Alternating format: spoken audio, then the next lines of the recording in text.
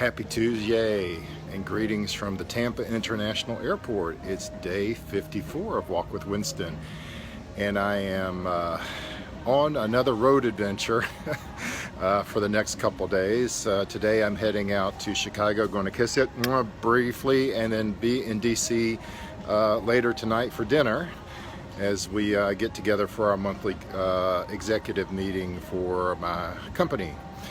And I'm so thankful for all of you who are signing up and joining our 100-day challenge. We are up to 20 people already since Saturday who've signed up to take one daily action a day for 100 consecutive days. So we enter 2019 with tremendous momentum.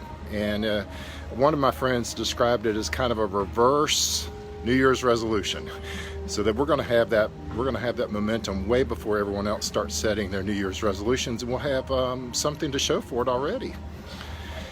So I invite you to come. The link is here in this video, so you can click on that link and sign up, and I'll approve you to join. We have weekly, we have a private Facebook group, and we also have weekly Zoom calls on Sunday evenings at 7:30 Eastern.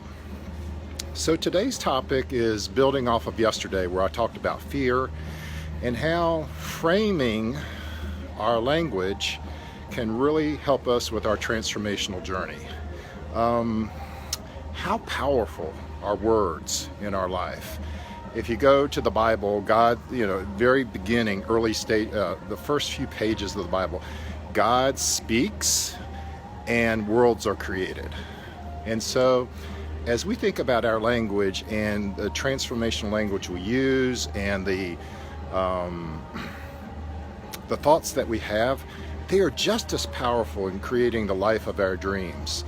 And so when I was talking about the scale and how Sunday night I was very fearful of getting on the scale because I thought I'd be disappointed because I wasn't, that the actions I was taking wasn't going to meet my expectations.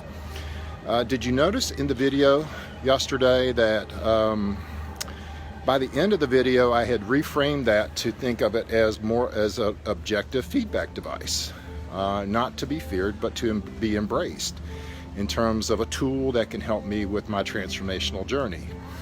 Had a really powerful experience yesterday with this concept where to pause when we're being hooked or when we're being triggered, to be able to pause and to take in that feeling, to face those fears, to be able to embrace those fears and give those thoughts a little bit of love and curiosity, and to really begin to explore them, to hug those feelings and say, so what's going on here? And so I went through an exercise with a friend who help me kind of reframe a future state in my life that I'm seeking.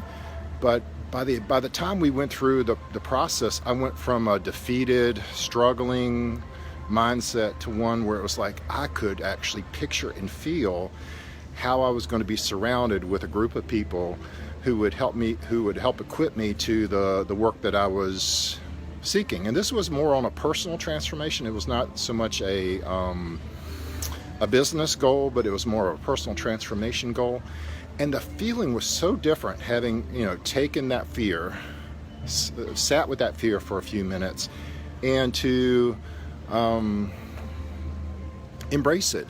And so by the time I went through this exercise with her, it was one of these feelings that I felt completely empowered, had a whole different mindset. That it was a radical shift just like that, where you can take a feeling, trace it through its emotion, that emotion leads to an action, and that action leads to an outcome. So her recommendation is something I'm going to suggest to you too.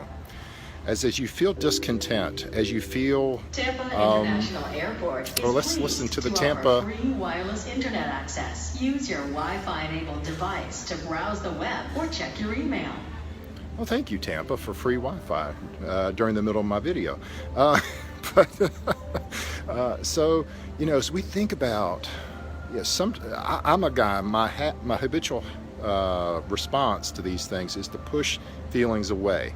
And now, you know, the mindset is, let's embrace them, let's be curious about them, let's love them and figure out what's going on.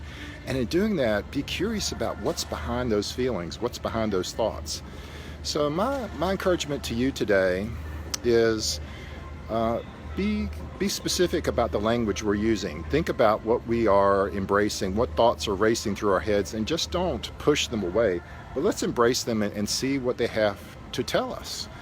And as we embrace and pay attention to our language, as we express these thoughts and we share these thoughts with others, either in writing or out loud, I think we'll discover some hidden gems there that will help accelerate our transformation. With that, you guys have a great Tuesday, and I'll talk to you again soon. Oh, today is not Tuesday, is it? Yes, it is Tuesday. That's how crazy this week's going to be. Talk to you soon.